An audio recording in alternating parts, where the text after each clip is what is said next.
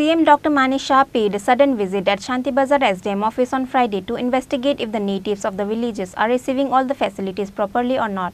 During the visit of Santirbazar SDM, along with CM Dr. Manik Saha, MLA Pramod Riyang was present.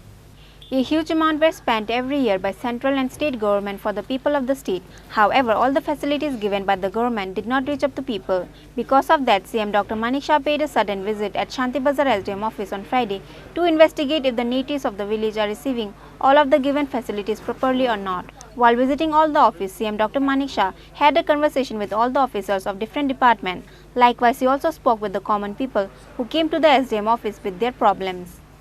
During the visit of Santirbazar SDM office, CM attended the review meeting organized by government. During the visit of Santirbazar SDM office, along with CM Dr. Manik Saha, MLA Pramod Riyang was present.